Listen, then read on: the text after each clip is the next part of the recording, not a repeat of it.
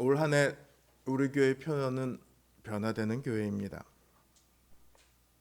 어느새 한 해의 4분의 1이 넘게 지나갔어요. 어떻게 여러분들이 생각하시기에 삶의 변화가 좀 있었습니까? 이전에 비해 우리의 마음이나 우리의 성품과 행동이 변화된 모습이 나타나고 있습니까? 아니요, 안 그래요. 잘 모르겠어요. 라고 답하신다고 해도 저는 다 이해합니다. 왜냐하면 저도 그렇거든요. 사실 변화는 그렇게 쉽게 일어나지 않습니다. 사람에게서 변화가 일어나기 위해서는 먼저 사람의 생각이 변해야 돼요. 생각이 변한다는 건 기억이 변한다는 겁니다. 예를 들어 내가 미운 사람이 있는데 그 사람과의 관계가 바뀌기 위해서는요, 그 사람에 대한 미운 기억이 사라지거나 혹은 그 미움보다 더 큰 관계를 바꿀 만한 무언가가 내 안에 들어와야 해요. 그 무언가, 동기 역시 일종의 기억이죠. 2000년에 노벨 생리의학상을 수상한 에릭 캔델이라는 분이 있습니다. 이분이 뇌신경 세포에 대한 연구를 하는데요. 이분의 연구에 따르면 기억은 뉴런이라는 거하고 시냅스라는 거를 통해서 이루어진대요. 그래서 뉴런은요, 여기 그림에 보이시죠? 뇌신경 세포의 가장 기본 단위가 뉴런이에요. 그리고 시냅스는 여기 작은 그림, 이제 그림이 커졌죠? 뉴런과 뉴런 사이에 있는 그 틈, 이걸 시냅스라고 하는데 여기에 이제 신경 전달 물질들이 오고 갑니다. 그러니까 무언가를 기억한다는 건요, 컴퓨터, 우리가 생각하는 컴퓨터처럼 텅 빈 곳에 무언가 기억이 이렇게 새겨지는 것이 아니고, 혹은 저장 공간인 뉴런이 더 늘어나는 것이 아니고요, 뉴런과 뉴런 사이에 있는 저 시냅스의 연결 강도가 바뀌는 거래요. 그래서 다음 그림을 한번 넘겨주시겠습니까? 이렇게 기억이 거의 되지 않는 상태에서 이런 식으로 바뀌어가면서 기억이 훈련되어서 기억이 만들어지는 거랍니다.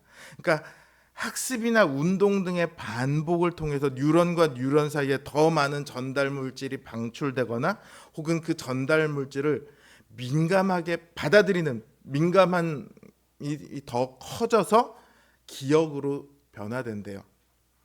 아주 단기적인 기억, 잠시 시간이 지나면 잊혀질 그런 기억들은 이런 과정을 거치지 않습니다. 그러니까 그런 과정들은 우리 삶에 영향을, 그런 기억들은 우리 삶에 영향을 미치지 못해요. 그러나 이런 과정을 통해서 반복적으로 학습되고 훈련된 그런 기억들을 통해서 우리의 기억이 변화가 일어나면 그런 기억들은 우리 삶의 변화를 일으킵니다. 그러니까 이런 과정은 하루아침에 되는 것이 아니에요. 그러니까 우리의 삶의 변화 역시 하루아침에 일어날 수 없습니다. 신자는 이미 변화가 일어난 사람들입니다. 그리고 계속해서 변화해 가야 하는 사람들이에요. 우리가 어디로 변화해 가야 할까를 알기 위해서는 우리에게 이미 일어난 변화가 어떤 것인지를 알아야 합니다. 그 이미 일어난 그 변화는요, 우리에게 방향성을 보여주고 있거든요. 자, 그래서 고린도 교회를 통해서 오늘 그 우리의 삶의 변화의 방향성을 우리가 보고자 합니다. 오늘뿐만이 아니라 고린도전서를 앞으로 계속해서 다뤄갈 거예요. 고린도시는요, BC 146년, 주전 146년에 로마의 군대에 의해서 멸망당합니다. 그래서 100여 년간 폐허로 있다가 우리가 잘 아는 로마의 황제 하면 누구 있죠? 카이사르, 시저라고 부르는 카이사르가 주전 44년에 고린도를 다시 세워요. 자기가 다스리던 자기가 지휘하던 그 병사들이 퇴역할 때가 되거든요. 퇴역한 병사들이 갈 곳이 없으니까 그들을 위해 만든 도시가 고린도시예요. 그래서 초창기에는 이 고린도시에 로마의 군인이나 노예들이 그 군인들이 거느리고 있는 노예들이 도시의 주를 이루었습니다. 근데 이 고린도시의 지리적 위치가 아주 특별해요. 고린도시는요, 겐그레아와 레기움, 저게 이제 겐그레아와 레기움 두 곳이 있고 그 사이에 해협이 있습니다. 이 두 항구가 내려 보이는 고린도 해협에 위치해 있어요. 근데 이 해협이 어디에 있냐면 여기 지도를 보시면 알겠지만 이오니아 해라고 하는 로마 옆에 있는 그 바다하고 터키와 그리스 사이에 있는 이 에게해를 연결하는 부위예요. 이게 없으면 요 밑으로 이렇게 돌아가야 할 텐데 이 고린도 운하를 통과하면 훨씬 더 빠르게 갈 수 있거든요. 그러니까 터키와 로마를 잇는, 아시아와 유럽을 잇는 제일 중요한 통로가 바로 고린도시였습니다. 그러다 보니까 무역이 발달합니다. 경제적 대도시가 돼요. 그렇게 경제적 대도시가 되다 보니까 고린도시가 가지게 되는 특성이 있습니다. 경쟁, 물질주의, 상업주의, 성공, 이런 것들이 고린도시의 가장 중요한 가치관이 됩니다. 뿐만 아니라 이렇게 경제가 발전하다 보면 그곳에 필연적으로 뭐가 몰려드냐면 여러 신전들이 몰려듭니다. 로마는 다신 체계를 인정하거든요. 그러니까 각종 신전들이 몰려들어요. 온갖 신전들이 다 모여듭니다. 그리스의, 우리가 유명한 그리스의 신전들, 이런 신전들도 있었고요. 특별히 이 고린도에는 아르테미스나 이런 신전들이 굉장히 거대하게 세워져 있었습니다. 심지어는 우리가 구약 성경에 가장 많이 나오는 이방신의 이름이 뭡니까? 바알이죠. 바알의 신전도 고린도에 있었다고 해요. 그 신전들마다 온갖 종교적 행위가 행해집니다. 그 중에는 사람들이 보기에 좀 경건해 보이는, 저거는 좀 종교 행위 같다, 이런 것도 있지만 어떤 신전들은 성적 행위가 그들의 종교 행위예요. 예배예요. 그들의 예배예요. 근데 이런 곳들이 그 고린도시의 가장 주된 그 신전이 됩니다. 그러니까 고린도시 전체의 분위기가 어떻게 됩니까? 성적으로 문란해져요. 온갖 우상을 섬기는 것이 만연한 뿐만 아니라 성적으로 문란한 도시가 됩니다. 자, 이런 지역에 세워진 교회가 고린도 교회입니다. 그러니까 당연히 그 영향을 받아요. 우리가 고린도 전서를 처음에 읽다 보면요, 뭐 이딴 교회가 있나 싶어요. 근데 고린도시의 특성을 알면서 들여다 보면요, 고린도 교회가 왜 그렇게 됐는지가 이해가 돼요. 그 고린도시의 영향을 받습니다. 그래서 굉장히 논쟁적입니다. 또 서로 더 우위에 서기 위해서 경쟁을 해요. 자기 만족을 추구하고요. 성적인 자유를 아주 당연한 것으로 받아들입니다. 그래서 교회 안에 당파가 일어나서 분열이 일어나고 차별을 행하고 자신의 유익을 위해 은사를 사용할 뿐만 아니라 그 은사를 서로 비교해서 누구 은사가 더 나은 건지 이걸 따집니다. 여러 가지 논쟁을 벌이고 음란한 행위를 일삼습니다. 아주 문제가 많은 교회죠. 근데 사도 바울은요, 이런 고린도 교회에 편지를 쓰면서 이들을 두고 거룩해진 사람들이다, 이렇게 말을 합니다. 앞에서 말한 것처럼 고린도 교회의 모습은요, 어디로 보아도 거룩과는 정말 거리가 멉니다. 그럼에도 사도 바울이 이들을 두고 거룩해졌다 이렇게 말하고 있습니다. 거룩하게 하다라고 번역된 이 헬라어의 원래 뜻은 깨끗하게 하다라는 단어예요. 그러니까 이 의미는 무엇보다 죄로부터 깨끗해지다라는 의미를 담고 있습니다. 예수 그리스도의 피로 죄 용서를 받아 깨끗하게 된 사람들이라는 말이죠. 근데 이 깨끗하다는 말에는 또 한 가지 의미가 더 있습니다. 하나님을 섬기기 위해 어떤 사람이나 물건을 바칠 때 구별하여 거룩하게 하다, 이런 의미를 담고 있거든요. 그러니까 교회는 그들의 죄를 예수 그리스도의 대속의 제사를 통해서 사함받고 마음이 씻김을 받은 자들일 뿐만 아니라 하나님의 특별한 백성으로 하나님께 바쳐진 사람들입니다. 사도 바울이 고린도 교회의 지금 현실을 몰라서 이렇게 말하는 게 아니에요. 고린도 교회의 현실을 누구보다 잘 알고 있어요. 그래서 고린도전서 편지를 씁니다. 그럼에도 불구하고 이들을 두고 거룩해졌다라고 말하는 이유는, 거룩함은 사람들의 훌륭함이나 공로에 따라서 주어지는 이름이 아니기 때문입니다. 거룩함은 오직 예수 그리스도의 공로로만 이루어집니다. 그들이 훌륭해서 거룩한 것이 아니라 다만 그리스도께서 십자가에서 그들의 죄를 씻으시고 그들을 구별하여 하나님의 사람으로 거룩하게 하셨기에 거룩한 사람이 된 것입니다. 그들의 모습이 아주 형편없음에도 불구하고 그들을 거룩하게 되었다고 말할 수 있는 이유죠. 주님께서 주신 거룩함이 그들의 모든 허물을 다 덮습니다. 이 사도 바울이 고린도 교회를 부르는 이 호칭이 오늘 우리에게 동일하게 이루어집니다.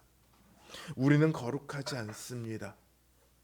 고린도 전서를 읽으면서 어떻게 저런 교회가 있나 싶을 수 있지만 우리 역시 거룩한 사람들은 아니에요.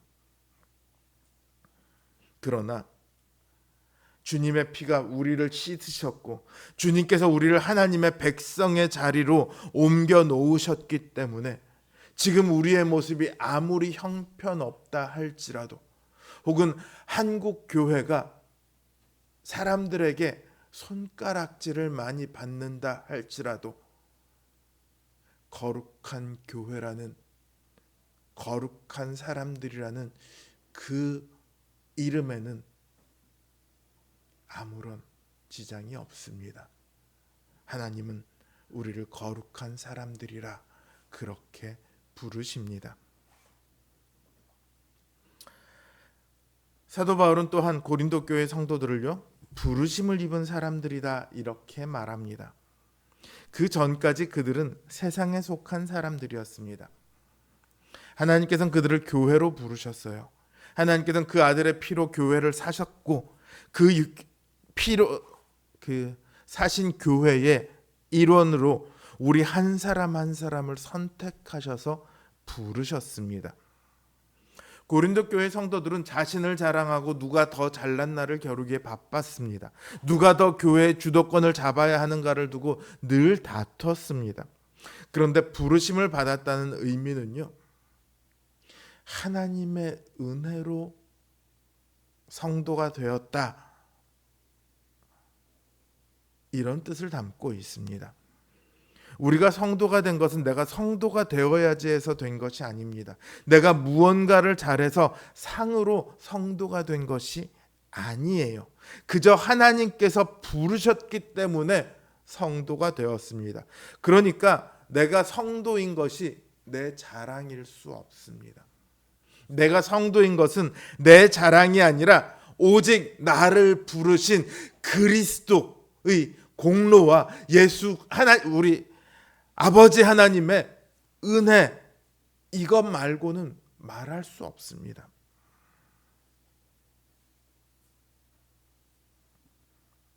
그러니 내가 자랑할 수 있는 것은요, 오직 나를 위해 죽으신 예수 그리스도와 나를 부르신 아버지 하나님의 그 은혜밖에 없습니다.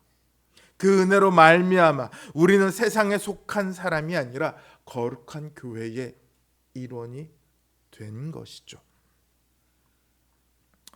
교회는요, 각처에서 예수 그리스도의 이름을 부르는 모든 사람들입니다.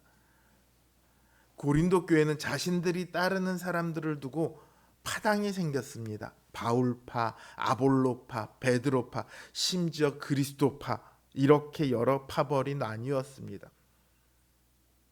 그러나 교회는요, 그들 파당만의 교회일 수 없습니다. 고린도 교회만의 교회일 수 없습니다. 모든 곳에 있는 예수 그리스도의 이름을 부름으로써 하나님의 부르심에 응답한 모든 사람들의 공동체가 바로 교회입니다. 그러니까 하나님의 교회에는요, 파당이 생길 수 없습니다. 생겨서는 안 됩니다. 개교회주의가 생겨서는 결코 안 됩니다. 우리 교회만을 위하거나 우리 교회가 하고 싶은 대로 할 수 없습니다. 각 개교회들은요, 공교회라고 부르는 모든 교회의 한 가지입니다. 그리고 그 교회에 있는 모든 사람들은 한 지체입니다. 그러니까 서로 나뉠 수 없습니다. 서로 파당이 생길 수 없습니다. 서로 경쟁할 수 없습니다. 내 하나님이 저들의 하나님이고요, 내 교회가 저들의 교회와 같은 교회입니다. 모든 세대에 걸쳐서 당파적 기독교인들이 마치 자기들만이 복음을 가르치고 자기들만이 그리스도인인 것처럼 행동했습니다. 그런 행동들은 항상 교회의 암적인 존재가 되어 왔고요, 결국은 이단으로 판명됩니다. 그리스도는 결코 그런 식으로 나뉘어질 수 없습니다. 어떤 일부의 사람들이 우리만 하나님께 속했다, 우리만 그리스도에게 속했다, 이렇게 자랑할 수 없습니다. 모든 교회는 하나이며 모든 성도들도 마찬가지로 하나입니다. 교회는 오직 예수 그리스도만을 자랑하고 예수 그리스도만을 증거해야 하며 전파해야 합니다. 예수 그리스도를 드러내는 모든 곳은 교회이며 예수 그리스도를 드러내지 않는 교회는 교회가 아닙니다. 성도는요, 자기의 만족을 위해 살아가는 사람들이 아닙니다. 우리의 머리이시며 우리의 터전이 되신 예수 그리스도를 위해 살아가는 사람들이 바로 성도입니다. 고린도 교회는 성도가 뭐 저래, 이런 소리를 듣기 딱 좋습니다. 저런 교회라면 난 안 다닐 거야, 이런 말을 들어도 할 말이 없습니다. 오늘의 한국 교회와 정도의 차이는 있어도 굉장히 모습이 비슷합니다. 그럼에도 하나님께서는 사도 바울을 통해 그들을 거룩하다고 말씀하시고 자신이 친히 불러 예수 그리스도의 이름을 외치도록 했다 말씀하십니다. 이처럼 교회는 은혜의 공동체입니다. 교회는 은혜로만 설 수 있습니다. 교회에서 은혜가 사라지면 교회는 교만해지고요, 온갖 다툼이 생기고 갈등이 생깁니다. 십자가의 길이 아닌 타락한 세상의 길을 고스란히 따라가게 됩니다. 모든 성도들은 교회의 은혜로 변화를 입었고, 그러니 그 은혜로 계속해서 변화해 가기 위해서 은혜에 충만하기 위해 늘 힘써야 합니다. 은혜로 충만하기 위해서는 다른 노력은 없습니다. 오직 하나님께서 주시는 은혜 아래 나가는 것밖에 없어요. 하나님께서 우리에게 은혜를 주시는 방편은 여러 가지가 있습니다. 어떤 분들은 나는 찬양을 통해 은혜를 받아. 맞습니다. 어떤 분들은 기도의 응답을 통해 은혜를 받습니다. 맞습니다. 어떤 분들은 삶의 여러 가지 경험을 통해 은혜를 받습니다. 맞습니다. 그러나 그 은혜들을 가만히 살펴보면요, 모두 다 하나님의 말씀에 근거하고 있습니다. 찬양 가운데 있는 하나님의 말씀에, 하나님의 약속대로 우리의 기도에 응답하심에, 하나님의 말씀이 우리 삶 가운데 체험됨에, 그때에 우리가 은혜를 받는 거예요. 그래서 수많은 은혜의 방편 중에서도 신학자들은 가장 근원적인 방편 두 가지를 꼽습니다. 말씀과 성례입니다. 설교와 성례입니다. 이 두 가지는 사실 하나예요. 설교는 우리 귀에 들려지는 하나님의 말씀입니다. 그리고 성례는 보여지는 하나님의 말씀이에요.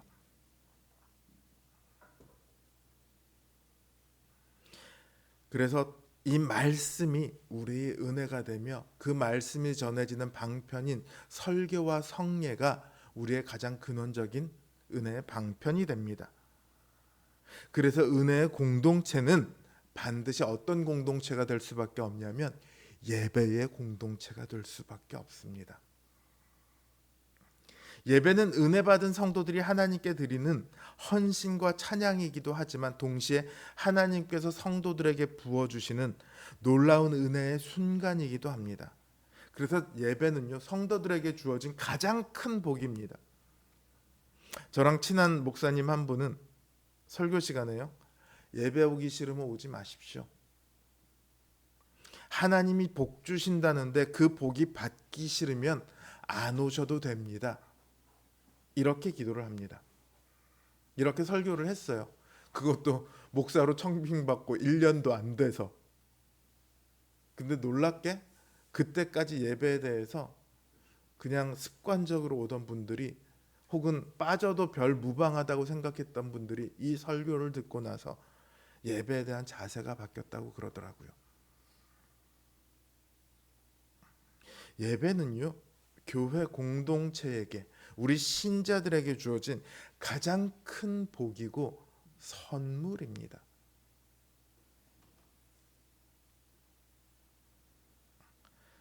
이 큰 복, 이 선물이 없이는 우리는 아무것도 할 수 없습니다. 고린도 교회는 하루아침에 변화되지 않았습니다. 바울이 고린도에 학자들의 연구로는 총 4통의 편지를 썼다고 그렇게 이해를 합니다. 그 중에 두 번째 편지가 고린도 전서이고요. 네 번째 편지가 고린도 후서입니다. 처음에 편지를 보내고 두 번째 편지인 고린도 전서를 보내고 세 번째 편지를 보낼 때도 고린도 교회는 전혀 변화되지 않았습니다. 그런데 고린도 후서를 가만히 보면요, 고린도 교회 변화가 일어난 것을 알 수 있습니다. 그들은 마침내 바울의 그 편지를 통해 하나님의 말씀을 그들 안에 받아들였고 그들의 삶을 변화시켰습니다. 오늘날 우리의 변화 역시 하루아침에 이루어지지 않습니다. 제가 앞에서 기억이라는 것이 반복된 학습과 훈련을 통해서 변화된다고 말씀드린 것처럼 우리의 심령과 성품과 행동 역시 반복된 은혜가 필요합니다. 설교 한 편으로 변화되는 경우가 물론 있기도 합니다만 그건 매우 특별한 경우입니다. 예배를 통해 우리에게 부어지는 그 은혜가 쌓이고 쌓여서 우리의 기존에 가지고 있던 가치관과 성품들을 깨부술 때, 그때 비로소 변화는 일어납니다. 그래서 예배가 성도의 모든 변화의 시작입니다. 예배 가운데 우리를 변화시키시는 성령님의 역사가 일어납니다. 그 성령님의 역사에 우리가 순종할 때 우리 삶의 변화가 일어나게 되는 거예요. 예배가 없으면 변화는 없습니다. 우리의 삶은 점점 더 은혜에서 멀어지게 되고 결국은 세상 사람들과 똑같은 모습으로 살다가 똑같은 모습으로 멸망하게 될 겁니다. 예배를 소홀히 여기는 신자는요, 이미 믿음을 소홀히 여기고 있는 겁니다. 하나님의 뜻을 소홀히 여기고 있는 거예요. 신자는 예배가 없이는 아무것도 할 수 없습니다. 예배드리지 않는 신자에게는 아무런 은혜의 변화도 일어나지 않습니다. 저는 우리 성도님들이 이 예배를 가장 귀한 것으로 여겼으면 좋겠습니다. 예배를 여러 가지 선택지 중에 하나로 여기지 않았으면 좋겠습니다. 우리 믿음의 선진들은 예배를 가장 귀한 것으로 여겨 예배에 목숨을 걸었습니다. 당장 우리나라만 해도 신사참배를 거부하고 감옥에 들어가셨습니다. 신사참배를 거부하고 핍박 속에 죽음을 당하셨습니다. 한국전쟁 때도 마찬가지였습니다. 지금 한국교회에 근간이 된 많은 교회들은 그 예배를 위해서 자기의 모든 터전을 버리고 이 남한으로 내려와 자리를 잡은 이북의 교회들이 그 근간입니다. 예배에 목숨을 걸으셨던 우리 믿음의 선지들처럼, 우리 선배 성도님들처럼 우리 성도님들도 예배를 우리의 가장 귀한 복이며 가장 큰 권리이며 또한 가장 중요한 의무로 받아들여서 날마다 충만한 은혜로 가득 차게 되기를 바랍니다. 그 예배의 삶 가운데 우리의 삶도 나날이 변화될 줄 믿습니다.